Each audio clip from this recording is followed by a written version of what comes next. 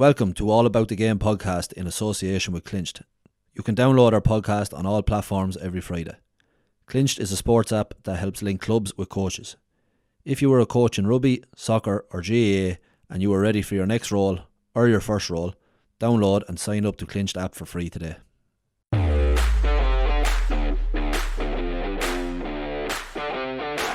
Leinster looking to counter here. Sean O'Brien, well, if there's one player who can take a hit from Courtney Lord and stand and see it off and bounce off. Raised thanks to the accurate free-taking of John Doyle. 2 points between the teams. Football is very, and maybe in that moment should have slipped out very to go have a conversation and say, I'm going to make that decision, but it ultimately comes down to them.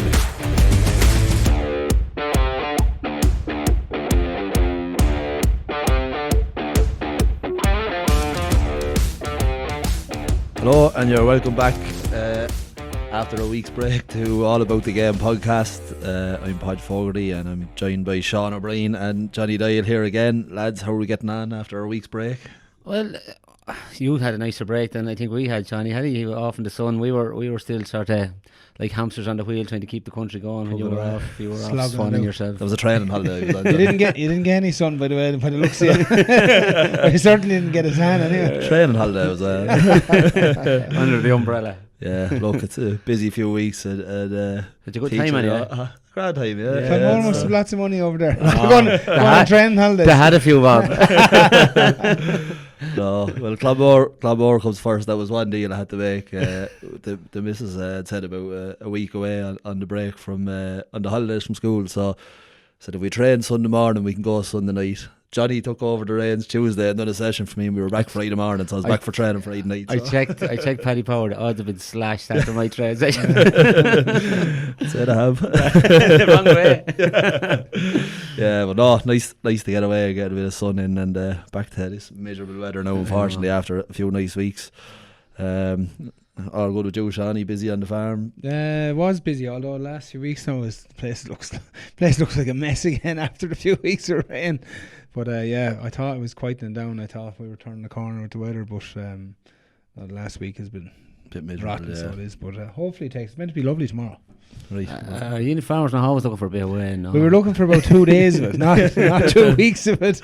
Yeah, but yeah, we had a good run, I suppose. This could be it now, lads. I know, it's true for you. Climate change. And Johnny, busy with your training for a marathon. Training for Martin Podge, yeah. Going to head up north to Belfast. Looking forward to it now. I've done a little bit of work. This is probably the first time I've done, because I'm not too busy playing football this weather. But yeah, I've signed up for the Belfast Marathon now on the 4th of May.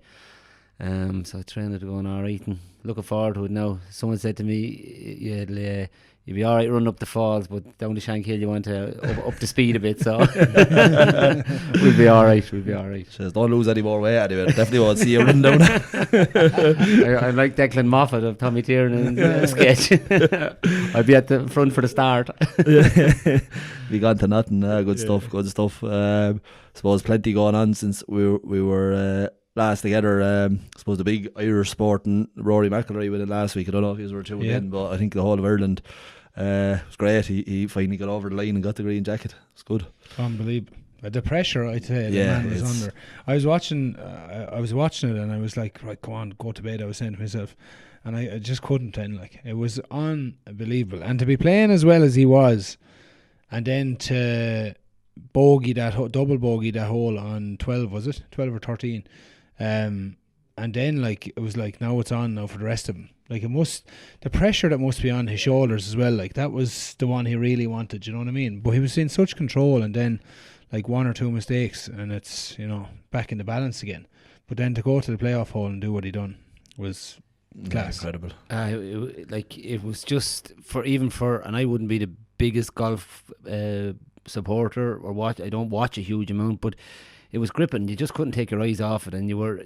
So the whole country was just locked onto it to see could he deliver on the biggest, under the most pressure. Like as you say, Shawnee, like we played team sports, and while the pressure would be great at different times, you're supported by another 14 lads or whatever, but like you were on your own, the eyes of the world looking at you, and like what your mental strength must be huge, but fair play to him. And he did have a little bit of hit a few potholes, but he came back strong and finished so. And you could even hear it in his interviews afterwards. Like you can stop asking me now about I've achieved what I really wanted to achieve to win it. Jack Nicklaus I seen a thing afterwards about he was interviewed during the week about the conversation he had with McIlroy about playing the course and everything, and he said to McIlroy, look, I wouldn't change anything what you've just said to me there. I think that's the perfect way to play this course. And then he said what he thought McIlroy had lacked, which I thought was quite interesting, was he lacked discipline with shots like over the years, and especially in big tournaments, which is gas when you think about it. Someone that good, someone like McIlroy who's won everything now, like, is able to like lack discipline on the big occasion as well, of like selecting shots, the type of shots. And it was funny then when I listened to McIlroy's interview afterwards, and someone asked him what was he thinking like going to the playoff hole. He was just like, hit the ball exactly like I've been hitting it. It's nearly like someone for us taking a kick a goal in a last kick of the game or something. Just keep to your process. And like that was some shot, that last shot that he took. And I think he was saying the caddy had said to him, obviously he missed that last shot and went back to the 18 for the playoff, and the caddy said to him, well, look, we take this at the start of the week, and he kind of probably registered to go, you know what, maybe you're right. Obviously you're devastated that was your opportunity, but it was still there for him, and probably for Rose to hit such a good shot first really piled more pressure on, and then to go and put it 3 foot. You'd be delighted from though, wouldn't you? Yeah. But I wonder, is it like, you get in, I suppose you talk about being in the zone, and you do things maybe that go off script a little bit. You'd see it in team sports where someone will just, see a big score on and just take it on, and lands it at the biggest. Okay, and that's what maybe makes the greats great, that will take on that score. If it's very regimental, and while you do have a plan, and you have to have a plan, but normally a plan, like there mightn't be emotion or there mightn't be adrenaline in it. Sometimes I wonder, I don't know the answer, but is it a case of I was in the zone, I just took it on, and when you take it on, it can go either way. Trust in yourself and know that maybe I think probably the best thing to do would be just to get Rory on the pod, and we'll ask ourselves. See about next week. I say that shouldn't be a problem. It should be. Should be delighted to be on. Yeah. Maybe Shane Lowry, Johnny. You had a few sessions. I was in college with Lowry, so I was. Johnny done a few sessions out with O'Shea's in Portugal. So. Yeah, bit of crack. We look into that one down the road. Good stuff. And back to Jay, I suppose, since we were last on, Kildare had a good win against Westmeath. Big one in Cedral, and just to get it under the belt and get them going for the year. Yeah, big win, and it was as we thought it would be. It was nip and tuck, and at half time you felt Westmeath were playing the more fluent football. They just being able to get their scores that bit quicker, and Luke Loughlin was on fire. Ray Kennellan was bossing the middle of the park, and this is well documented. But when he went off, the tide turned in Kildare's favour, and Kevin Feely put in a huge second half. Even though in the first half he probably wasn't as prevalent as we would have liked from a Kildare point of view, but he was getting a lot of attention, and it shows his mental strength to be able to come out and put in a performance like he did in the second half, which was the launch pad for Kildare. But Westmeath will go away, I'd say, pretty disappointed. You could see they were a team that have coming down the last few minutes, have been in matches, but just maybe that little bit of doubt. Then lost their midfielder as well, didn't they? That's Ray Kennellan went off. He was a huge loss. But I'd say if they had won a couple of matches, the confidence was there maybe to fall over the line, But yeah, Kildare took a little bit of a bit of character to come on and win that. And you talk about pressure. There was big pressure on the lads as well after losing the league final to Offaly, and then our first match since, was it 30 something years in Conlets. Huge crowd, place packed, great atmosphere going in.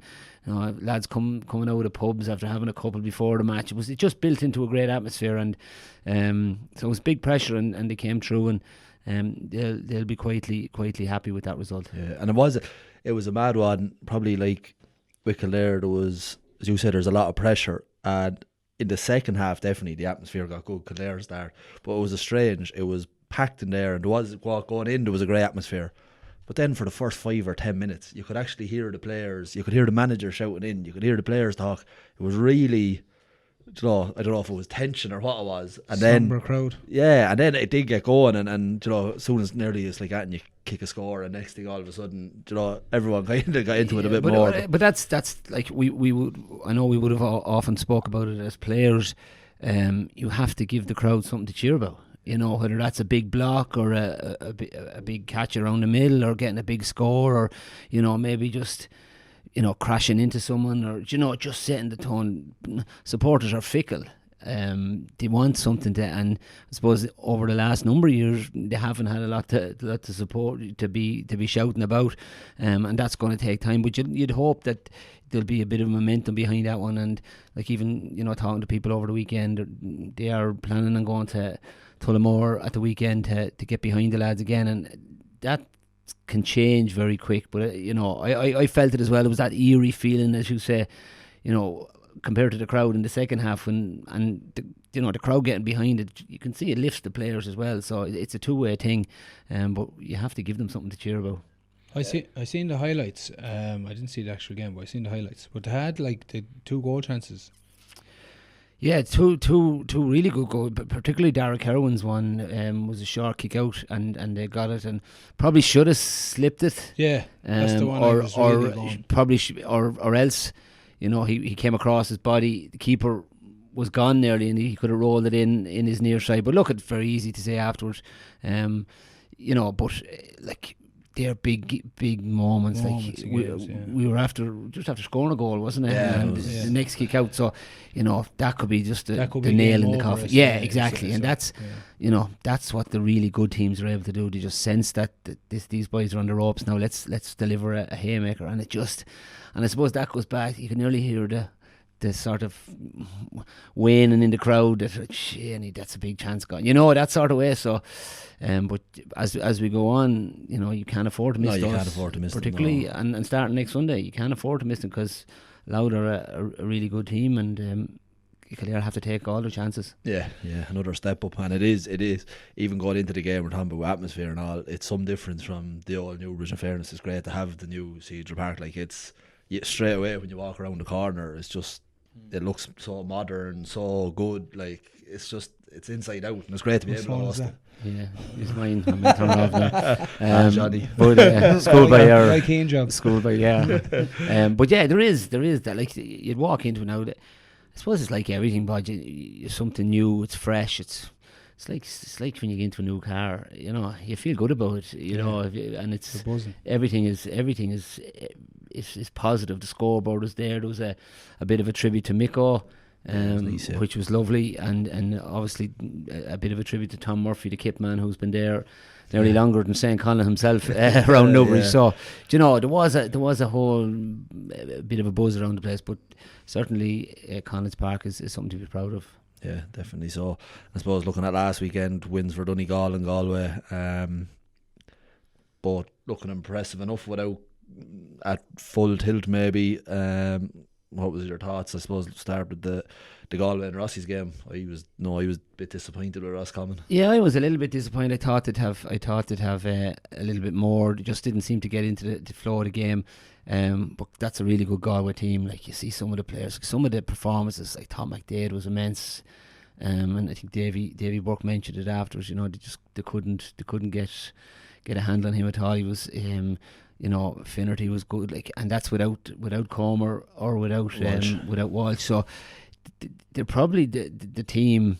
I know they've been in the 2 of the last 3 All-Ireland finals, but from strength and depth, like, you know, they're probably the one team that stands out, you know, at the moment. Now they have a big Connacht final and to go to Castlebar as well, which is a little bit of a leveler, like, and it'll suit Mayo after coming, you know, sort of limping across the line against Leitrim. So, but Galway for me are probably the form team. They just have so much quality all over the field, and their big players seem to deliver all the time. You know, Johnny Marr again was huge. Paul Conroy. You know, they just have so much quality all over the pitch, and they'll be hard stopped. Yeah, they certainly will. Yeah, kind of thought Roscommon, they seemed a bit negative throughout the game, or to have a go. I think at one stage they even got, I know they were playing a small bit of a breeze, did a free on the edge of the arc, straight in front of goals, and went short. And I couldn't believe it. Even bring up your keeper and have a go. You know, I think they went short and lost it, and Galway went down and kicked it over the bar. Yeah, and had another chance as well. I'm not sure. I was sort of in and out watching bits and pieces, but he was just inside the arc, and he stepped inside the arc about 2 meters. And I'm thinking, you're going to kick from this, you might as well have a go of the 2-pointer. You know, little things like that. And you reckon that's coaching? Do you know when you have you know when you're in those positions? I think teams are definitely working on it. Are they set up though, like, for it? That's what if you had someone that was able to kick that score from outside the arc on a free, like, it'd just be a no-brainer. Put the ball down the ground. Well, Galway are probably the one team to have, as you mentioned, Conroy, like Walsh when he's back, Tierney, like they do have, and you'd see them nearly going into the arc and coming back out to try find that 2-pointer, especially when you have a breeze. I definitely do think teams are working on it. I'm sure Roscommon have. Yeah. But it's the consistent, like, it's the Rory begging that you nearly know 9 times out there, probably the plan, more. Like, that's the plan. Exactly. Yeah, just bring him up, but bring him up. Yeah, but then you.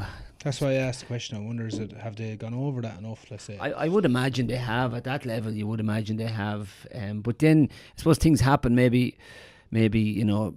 Maybe a direction came, no, chip over to 1 point, we need to score here badly. You know, there's I suppose different things come in, but a lot of it is the belief in the kicker, really, isn't it? You know, knowing that they have put in the hour to get that consistent level, and as I say, some teams have it and some teams are struggling with it, you know. The one thing that's really bugging me with these new rules at the minute, did you see the throw on a mark? If you turn, say you're marking me and I'm feeling it over you, which probably would happen if we were against each other. Once only. If I turn, you'd be gone off the next moment that referee turns his back. I'd have you elbowed under the butt of the ear. Down you would go. If I'm catching my mark and I'm turning, players, I'm running into you, or you're still obviously you're contesting it, and they're bringing it up very easily. Yeah, very easily. Like, but you have to let me run 4 meters before you can touch me. But your natural instinct, obviously, is to go for the ball, and it's happening a lot. And players are actually, if I'm catching it and you're nearly not even in my line, I'm nearly taking a step to run into you and looking at the rest. Well, I'm saying, I'm sure there is. That's part of the talking about the plan. I'm sure there is. That's part 100%. Of the plan. Run into the nearest lad and take it that you're going to move the ball up, because physically at times you can see that they just can't get out of the way. Yeah, it's impossible for them to get out, and lads just barge into them, as you say, after making a mark. And it's something I think that they do need to identify. Now, I suppose it's open to interpretation whether you did try to get out of the way or you couldn't get out of the way. You know, so the referee needs to be really aware of that. Yeah, absolutely. But again, you know, it's a bit like the 2 sending offs in the Cork and Kerry game. You know, like, it's down to perception. They were scandalous now, to be fair. Yeah. And the linesman for the second one, for Cork's one. But like, is that given to even it up? Well, that's what I would have thought. But there's, like, if you look at one of the new rules, is there's a 0 tolerance to any tackle where the head is involved. 0.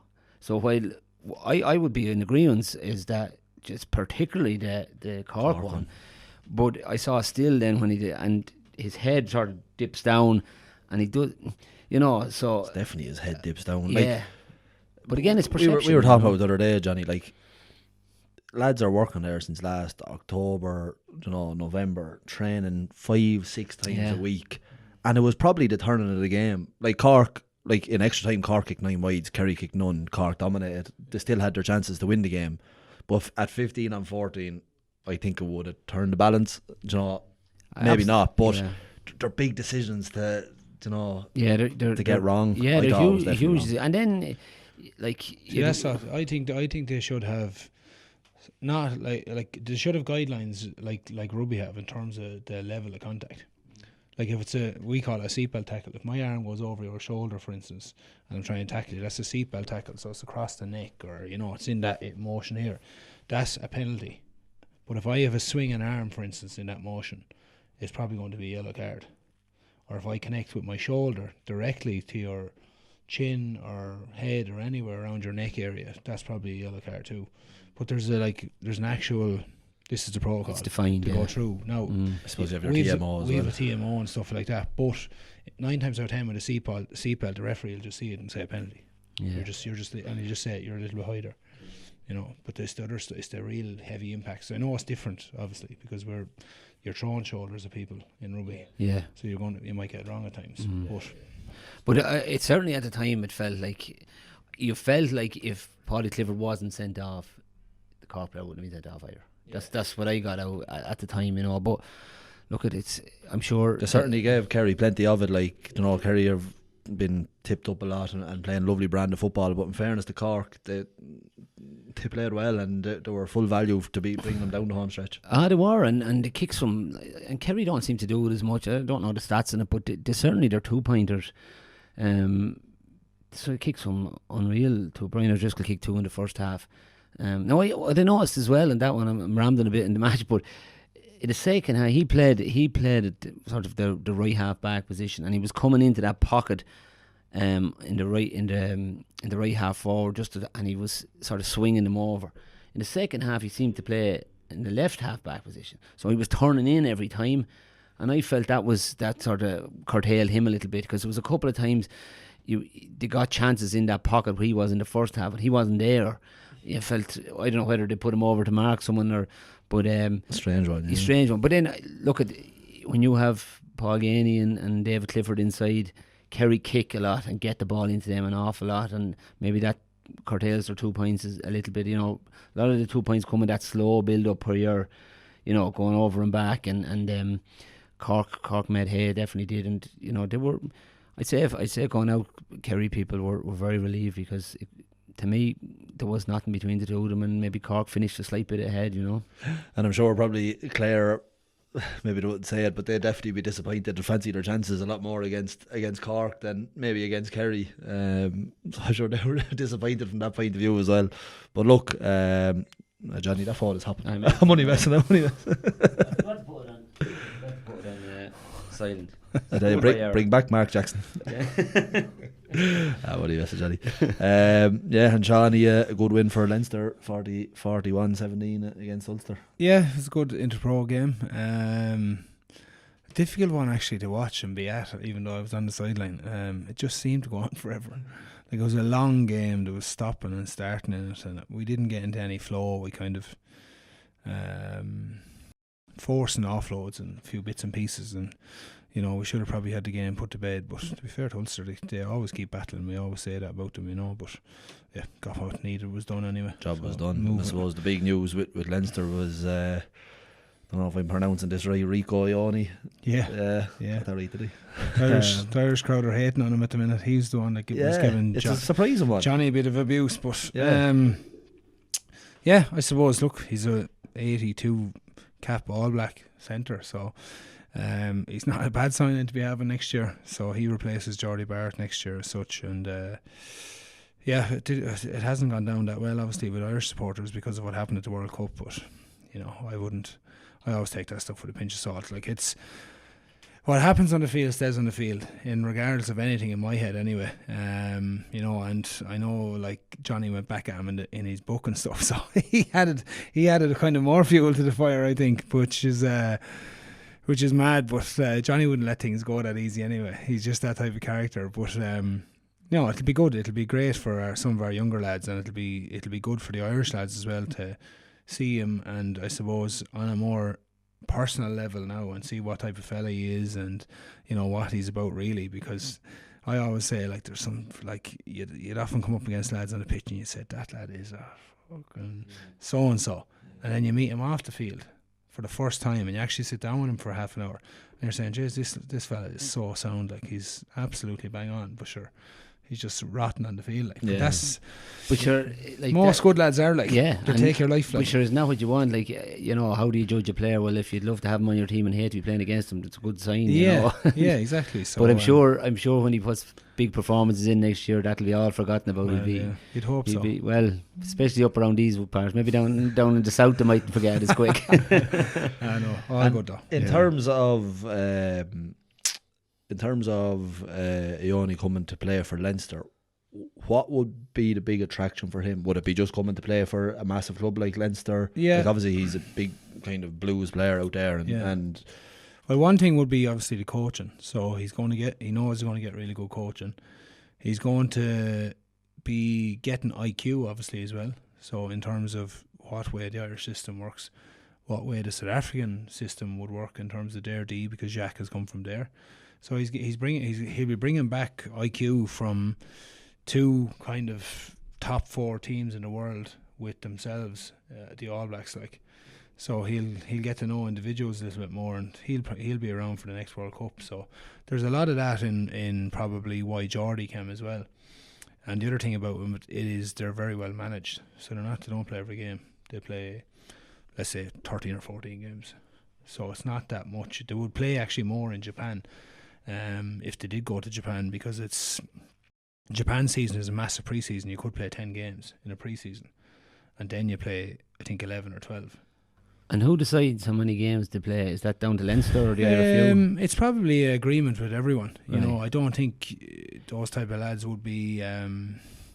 Obviously, you want to pick your own players first and foremost. You know, especially if there's an international there, a young centre or something that's, you know, wants to get in there. But that would be an agreement between everyone, really. Before he arrives. and the All Blacks as well. Yeah. I suppose to have them a part of the conversation is obviously important, because, you know, he's coming from an environment that they want him to be fit after he finishes in Leinster, because he rocks straight into a rugby championship. Right. would it financially be good for Ione to come to Leinster? To be honest with you, I presume so. Like, you know, for 7 month stint. So I'm not sure, like, of figures or any of that kind of stuff. I don't get into any of that, but yeah, sure, he's a world class player. So I presume he he'll probably be on is. good wages, Yeah. Because I just wasn't sure in New Zealand, say, or with the Blues. You know, is there a big difference? Or well, the All Blacks lads are well looked after, you know, with everything, and you know, it will be the same as here in terms of structure. You have to start somewhere. So your academy, then your development, then your full senior, and then it's graded. I'm not sure if it's still the same in Ireland or even with us, the way the contracts work, but you're like, are you a URC level player, are you a Champions Cup player, or are you international? And then are you a Lions player, for instance, now this year. So that's what the way it's done, like. So, and would players like that, in rugby contracts, like obviously in soccer you have like bonuses. I remember there was a good one, Harry Redknapp, he signed a striker and he was giving him 50 grand a week. And the striker said he wanted his contract, he wanted a 10,000 bonus for every goal he scores. And he said, well, what do you think I'm paying you another 50 grand for? Like, which is so true, signing a striker. But would there ever be, like, in contracts, a try bonus, or is it just no? It's fairly. What you'd have in your marketing contracts, so lads who would be with Adidas or with Nike or whoever they're with, they would have bonuses in obviously for European Player of the Year. They'd have you could be World Player of the Year. You'd, you know, all those little bits and pieces, or you might have played 20 starts in a season or something like that. Just adds to the profile of the brand, really. Just adds to the profile of the brand, you know. Yeah. Obviously, but no try bonuses or any of that stuff.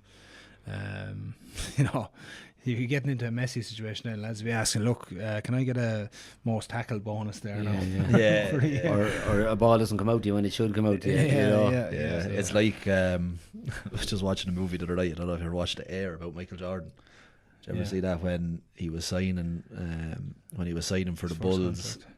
The mother was actually doing the agent work, and that thing was the shoe. It was all about the shoe that they wear. But before he signed the contract with Nike, she said, we'll go with you, but he wants a percentage of every sale of the shoe. And it was kind of like, can't do that. It opens up a whole can of worms. Can't be done. But anyways, they got it over the line. But I think he made 93 million over his career from his contract for basketball. and he makes over 400 million a year from the shoes. Still, Mad. like it's And they're still making Air Jordans. Still as popular as ever. Yeah. And he nearly signed for Adidas. Have you seen all that as well? Yeah, he was. They nearly had him, and I think Converse were another one that was in. Crazy stuff. But it kind of made Nike in the end. It kind of what 100%. kicked them off. But it was a mad one. And obviously Johnny Sexton, mentioned him there. He got added to the Lions coaching team. Good great for them. Great for Sexto. I did think he might be brought in the Lions. Yeah, I wasn't sure about the whole Ireland situation, so I think he's going to do a bit of work with the women's side of things too with Ireland. But obviously huge experience there, and he's starting out now in his coaching kind of career. So he's not. I presume he's not working anymore with his old job. So it's full-time role as far as I'm aware. I need to give him a shout actually on it, but yeah, fair play to him. He'd be like. I know everyone was saying there, you'd hear people going, oh jeez, he's a grumpy whore and all this type of stuff, like, but he's actually like great crack. Yeah, when he's on downtime, he's actually good crack on nights out and stuff, like he's brilliant. funny, like, but so like he'll go well in that line story and add a lot to it. Would he have a say now on, say they're going to choose kickers? Like, would he be, there's your kickers, coach them, or would it be sitting down? Would he sit down and analyse? And I'm not sure, to be honest. I'm not sure if he will or he won't. Because I suppose no one really knows the role he's going to have yet in terms of, like, is he part of the selection? Maybe I presume he'll have some say in it, because they'll ask his opinion in terms of who's been running the team well. Is he goal kicking? Is his goal kicking all right? Has he been sharp this week? You know, does he understand the way we're trying to play? All that type of bits and pieces that go with it. But I'm sure Faz will lean on him a little bit. Yeah, because I just say very much watching from the outside, but Sexton kind of always struck me as kind of what Farrell was to England, and you know, that kind of controlling the game and leader. And you know, I was kind of wondering, would he see much in Farrell, or would that might sway that? But even with Farrell and reading up about a bit, like why he's gone to race in '92, and he spoke about kind of how it was affecting his mental health and family and social media, like. It is mad. It is, players are so open, and even in GA and amateur sport now, I suppose there's one thing criticising players, but getting these messages and vile messages, like it's hard on players, and it's wrong, and it's, you know, there's a player that's probably one of England's top players and leaders, and nearly half been forced to make a move and just get away, and probably thinking of his family and thinking of, you know, that side of things as well. That's the thing. I think most lads, and we've all experienced it over our career, it's you'll deal with the shit yourself, you know, being directed at you. I never minded that. It's when to bring your family into it, you know, then it gets personal. Like, then you're like, no, I'm not accepting this.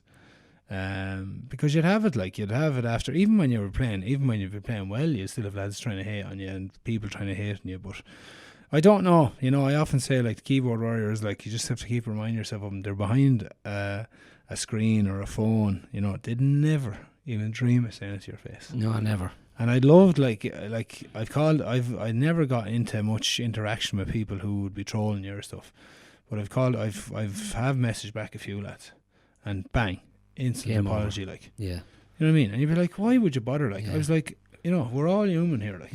I wouldn't send you an abusive message. You know what I mean? It'd be the last thing you'd be thinking in your head. So I don't know. I think lads to be half full or something doing it. Yeah, I think a lot of them, they're just looking for a reaction, and not even off the person that they're trolling or whatever. It's nearly what everyone else is going to say. Do you know what I mean? I think that's a lot of it as well. But I think for those, and I know it's difficult, in social media is bigger now, or as big now as it ever was. But you just have to, as a player, you just have to leave it and not go there. And I know it's hard, and it's the world we live in, but well, they're bringing in more regs now about, like, abuse, obviously on social media and stuff. So that's good. Like, it's always a help. It's a bit slow though. It should be arriving faster. Yeah, it should be. Compared to people that are, like, if you said some of the stuff that happens online in the workplace, you'd be fired. Just non-tolerable. Yeah, exactly. And even the difference, even you could say something to someone joking and someone takes it the wrong way, you could be where now a company have provided a platform for anyone to say anything, and nobody bats. And you know, that's not good enough in my book anyway. It's just, the people that run these things have to be responsible accountable, accountable for them. Yeah. And if there was a fine slapped on them every time there was abusive abuse, language. they'd sort it out very quickly. Yeah. You know? Yeah, it's just everyone has their. It's a platform for opinion, but it just goes too far. And as you say, when other people or family are starting getting messages, it is. Would there be, in terms of rugby, would there be platforms for lads there that, you know, maybe are in a difficult position, or, you know, is it? Now I suppose like happening with sport and like rugby lads they're tough lads. Probably don't. It's nearly like. Yeah, but they're not, like, it's exactly it's exactly the same as you, me, and Johnny sitting here. Like, we've all the same emotions. Like, it's not like there is tough lads obviously playing the game, but like there's tough lads playing football, there's tough lads playing hurling, there's tough lads playing soccer. But at the end of the day, it gets to some people and it doesn't get to others, and you know, everyone's a bit different. But there is, like, we'd have like the mental health part of it in rugby over the past, I'm going to say, like, it was a module when I was going through the academy, so you know, it's there a long time, but it's gotten better and better. Like, there is a development officer, like, all the time, a full-time one in Leinster. There's a counsellor full-time in there. There is whatever service you need if you're struggling with anything in your life, you're being helped with. Like, and that's great, obviously. And I know, like, with the GPA and all that stuff, that's there now as well, isn't it? Yeah, it is, and they're unbelievably good at it. Yeah, what to do to support is I would have known one or two players that were really struggling, and it was just a phone call, and I'd be there with you as soon as I can. You know, within 24 hours there was a counsellor there to have a chat with them, and you know, because it is. It's a high pressure environment, like that, and as well, you know, what would be a big part of the GPA is the retired players. The players that have been at the very top, and then it's like someone switches off a light switch, you're gone. The whole emotion around that is a huge thing for the GPA as well. So there is support, and rightly so, there to help these people, you know. Yeah, no, it is. It's sort of so important, and like, it's funny, even like, it's simple things like at games, and like when you're talking about family or whatever, someone roaring in, give it out about Sean O'Brien, and could be sitting beside. Absolutely, could be sitting beside his partner. It's probably that's where you kind of go. You're nearly speaking back and saying, "No, ignore them." Yeah, exactly. Ignore the negativity, but it can be hard, and it's hard certainly to bite your tongue at times. And unless you're like poor old Brian Lacey. We played Loud in a Leinster Championship match in Navan. I think it might have been 0-2 maybe, or maybe 0-1. But Brian would always play on the edge, you know. But he was coming off the field, and a relation of one of the players hit him a belt of a brolly coming off. Got the belt of a ball across the back of the head, poor old Brian. And he didn't react. That's another way. No. Jeez, it was a female relation, so he couldn't. She knew what she was at. She knew what she was doing. Yeah. So you have to, you can take matters into your own hands. Maybe the social media isn't too bad after all. If you're going to get a belt of an umbrella coming off. There you go. Yeah, she's mad. From, I suppose, like, speaking about player welfare and all, like, GA is an amateur sport, but especially like at county level, it's gone through the roof, and you can say like peel back, but lads don't want to peel back because they want to be the best. Do you think they get looked after? I don't think it's ever going to be a case that pay players, and I don't think that is probably not the answer either, because it just changes the whole dynamic. But do you think they could maybe reward players a little bit more, or do something? I know there is the GPA, they do get €750 a year, or something out of that. But yeah, I'm not sure what is it. I know there's meal allowance and nutrition allowance and stuff like that. Listen, it's a tough one. I mean, where do you stop? You know, like, you can say, they should get these, but then does it become a case where, well, the GA are giving Pádraig Fogarty $5,000 a year, and all of a sudden he wants to play with Lawrence, and they're saying, no, you can't, we have control over you, and all that sort of thing that goes with it. I think the players are being looked after with the likes of food, nutrition, all that aspect of it, and all the medical stuff is really where it should be. Gear, I think when you go in, first gear is a huge thing. I think the longer you're involved, it doesn't become as big a deal. But yeah, it's not as much a novelty.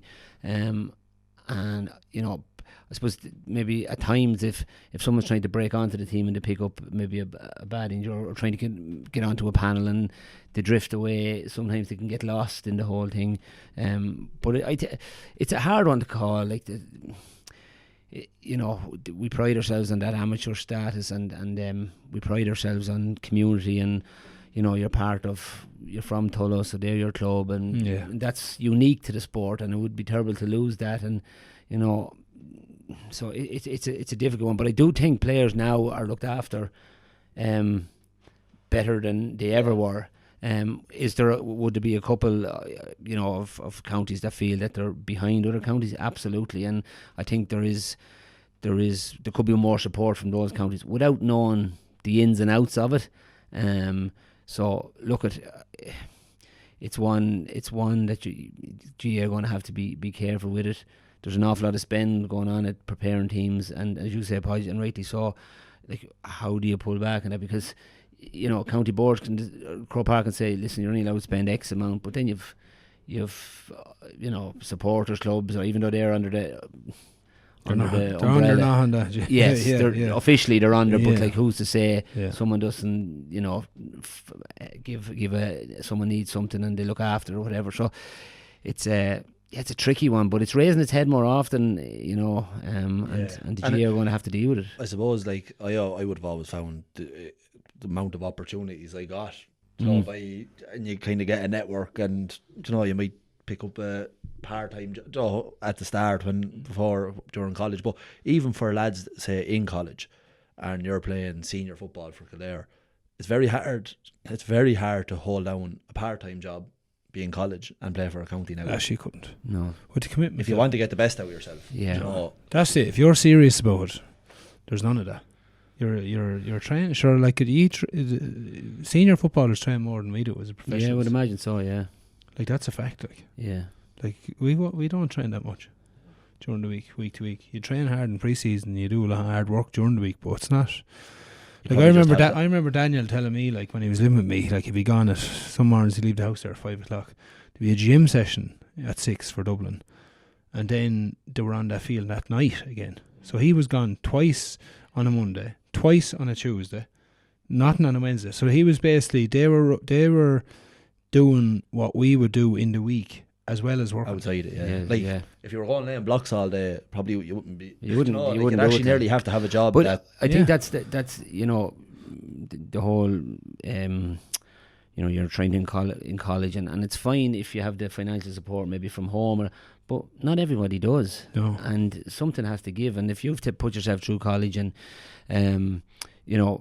have to have a few bob coming in and you're trying to see something's got to suffer. And to be fair as well, the having work in Dublin, let's say for some of those Dublin guys, I'm just talking from what like I would have heard from some of them, and Daniel as well, would have been that they would have been mad into football, the companies that some of them are working for, like, so they're very lenient on can I leave at 3:30 or 4 o'clock today to get to training, or you know what I mean, I'll make up an hour tomorrow morning, so after they finish their gym in the morning they might be allowed in early, etc.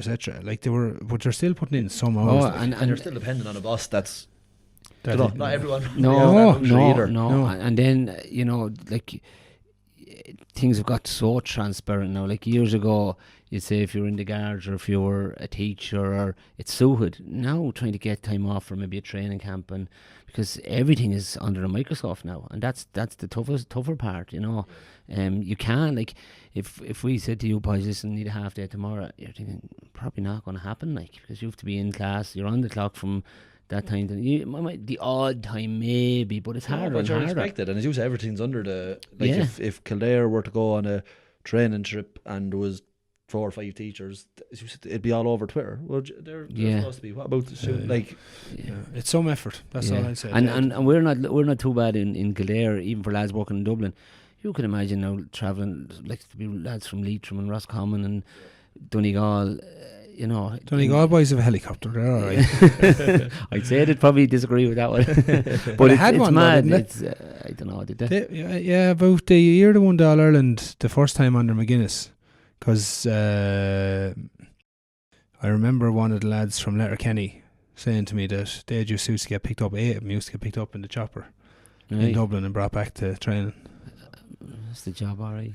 So I don't know. I think it was some construction Could be company that was involved behind in him. it. Yeah, guy behind him at the Yeah, time. yeah. But like that was. But it mad. is, you can imagine now tearing out from work, having to drive to, I know some of the lads are training done, but having to tear up to maybe to Athlone or to someone like that and turn around and come back and try to get back, and it's just It consumes your life, and probably towards the later stages, maybe and more in recent years now, when lads are having children or yeah. it's kind of that's it. It's nearly Yeah. She retirement. would that would be your life, just Mm. training, wouldn't Yeah, it? it would, yeah. Like even like I Yes. remember going back last year to Tullow even, and I was popping out and I'd say to Ellie going out the door and see you later there. I'll be only back in the door an hour from work, and Yeah. not even an hour, and I'll be going on to the rugby club and I'll be back then at 10 o'clock. Yeah. And she was like, "This isn't going to keep happening. Like this isn't like Yeah, and you do it, you love it, but it's just there's such a demand on players now, and it is like you can say, "Oh, pull back, you're not to train this month," and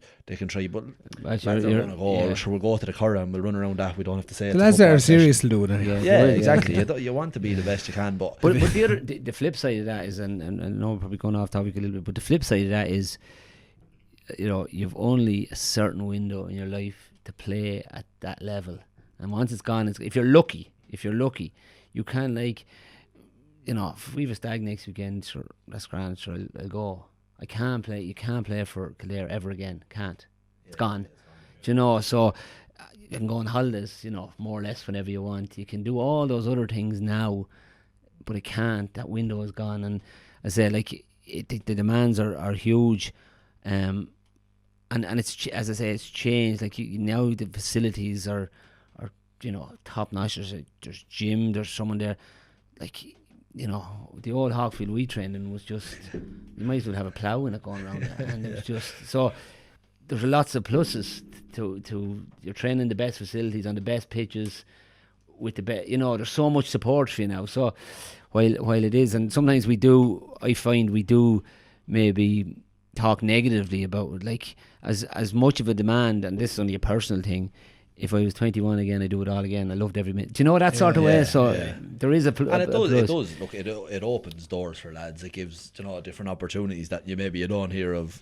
It does, and But you meet so many people. You meet the best of people, and it's it's probably the same, Johnny, no matter what sport. But for the GA, it's just a leveler. You're on the same level once you're talking football or hurling, or it could be the CEO of a multi-million euro company, and we're talking football. We're the same.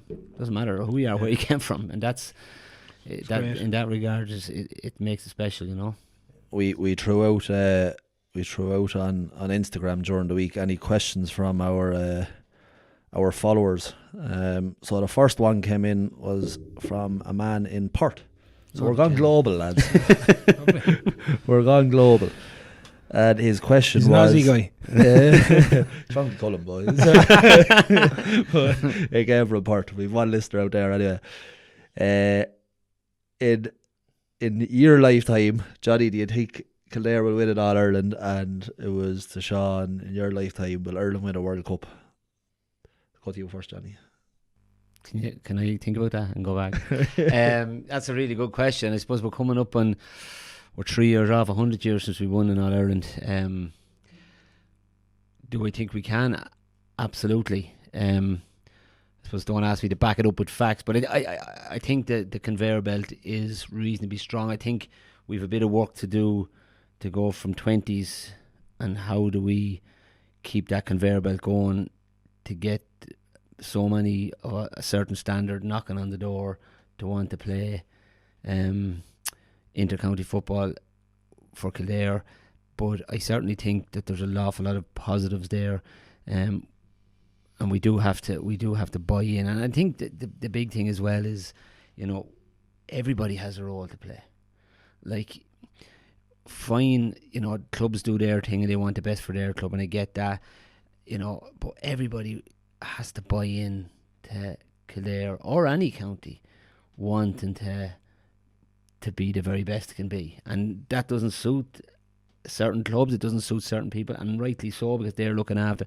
But I remember talking we were down in a few of us went down to the academy in Limerick, and we're talking to a few different coaches, a few different club people, and what's going on in Limerick. We're just blowing everyone. It sort of came from nowhere with Limerick hurling, and the easy and the lazy thing to say was, JP's throwing all this money at it, and that's, don't get me wrong, it helps in certain ways, but the JP's no fool either, and he's not going to throw money into a poor product. But the mindset now, and there could be Limerick people come on and say that this is rubbish, but a couple of coaches that are involved in clubs down there would have said to me, the mindset has turned into you're judging your club on how many lads they have involved with. Like if you said to a Patrick's Well under 16 coach, how's the club doing? Well, we've 3 on the academy squad. Yeah, exactly. Do you know what I mean? That's their mindset. Where in most counties it'd be, well, we won the Division 5. It's just a mindset. Now I'm not saying that's in every club in Limerick. Don't get me wrong, but it just hit me at that stage. It's a good point, though. I do think there has to be a shift in mindset by everybody involved. That if you want something bad enough, you'll find a way. It doesn't mean things will get better. I'm not saying we will, but I think we've a lot of the raw materials.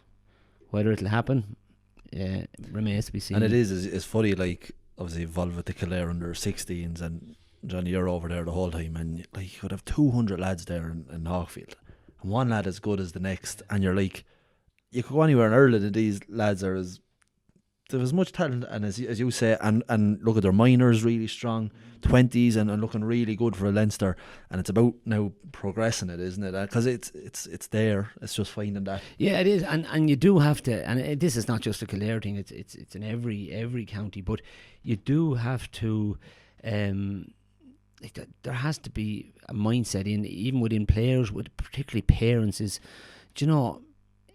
it's a rocky road. It's not a lovely smooth road. You're going to get setbacks. You're going to get, rejection, and that just makes you stronger. And I think there's a huge emphasis on, like, we all want to do well for our kids, and we all want to make it. When they fall, we want to pick them up and wipe their knee and tell them it'll be all right. That's human nature, and we don't want. But unfortunately, life in sport is not like that. And we have to build that resilience within our players. And I would have found, it's a tough environment. Playing elite sport is a tough environment. We see the All Ireland Sunday or the Super Bowl Sunday, and it looks great. But to get there is the work that goes in, and the hard luck stories and the emotion that goes into it. So we have to, and players have to understand that might happen for some in their first year out of the academy. It might take 5 years. But I is willing to stick around and through those things and keep grafting. That's the thing, the hardest part. And that's the thing with the parents as well. I would have seen that even in the club at home in Tullow. Like, if he's not picked, they're whinging about why isn't he picked? What's wrong? He's training all the time. But unfortunately, like, he's not good enough. But they don't want to hear that. Or you say to him, well, he's trained, he's done half the sessions that the rest of the lads have done this year. So maybe him not being here is a part of him not developing either.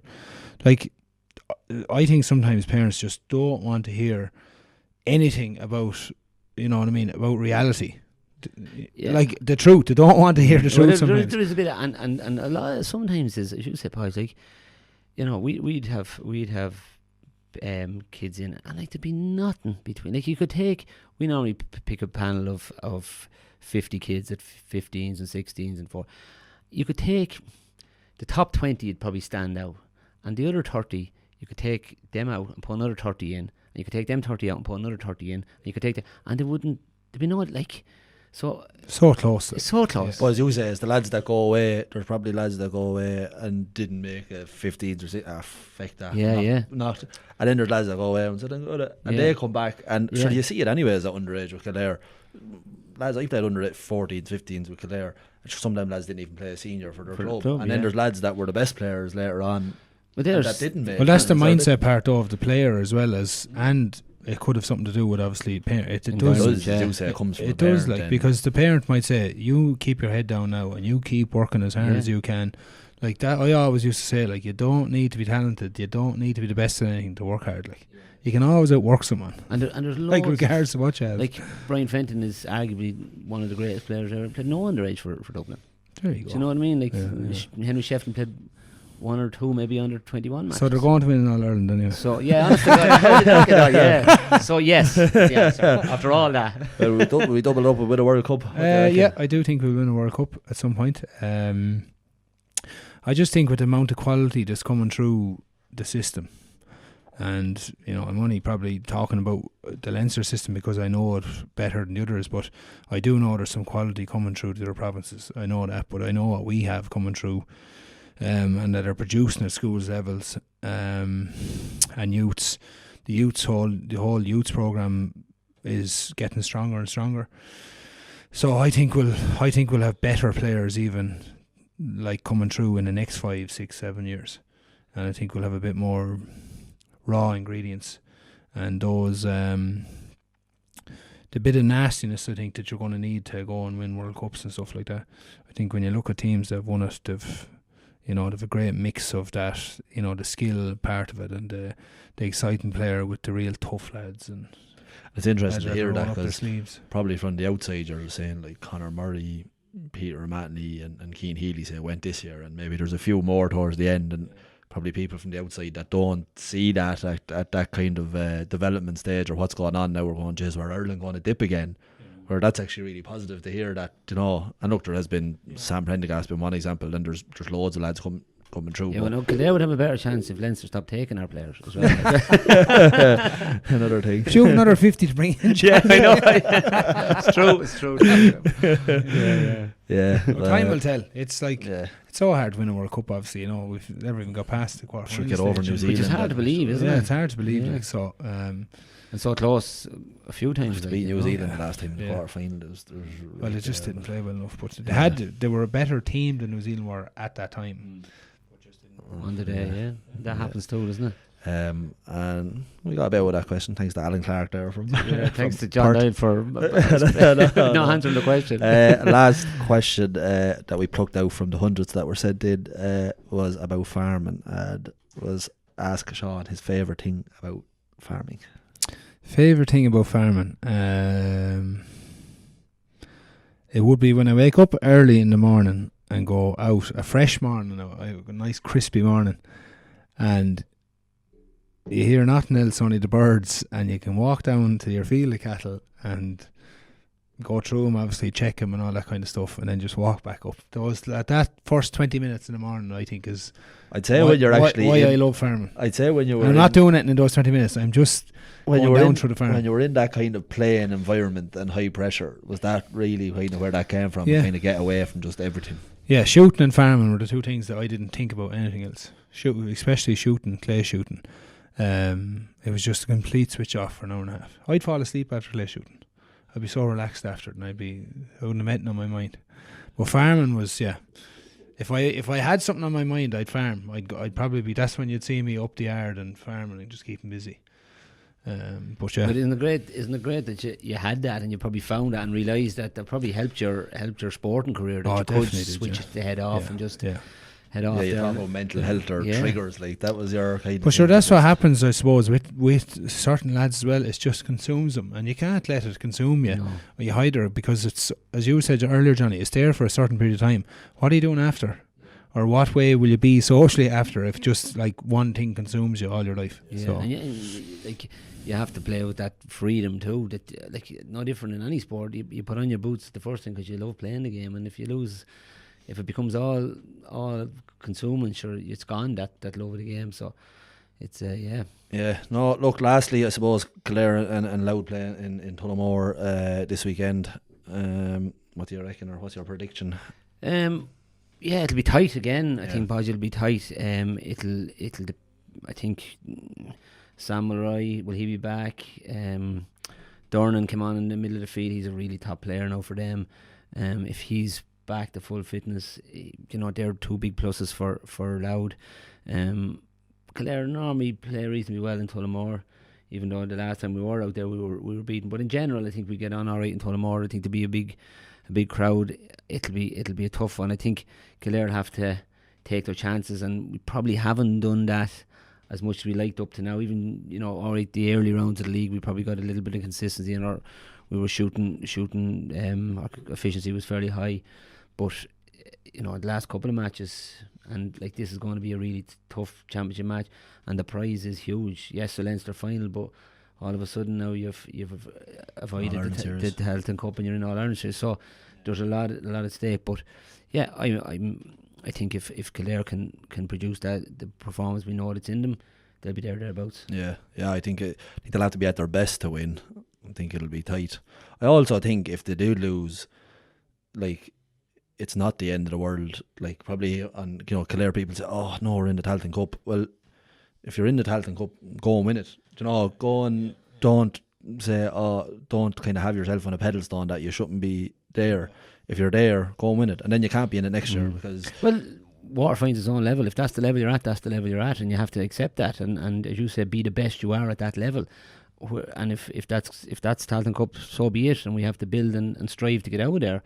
And there's only one way of doing that, is either put in big performance in provincial championships or get out and win the Halton Cup. And that's.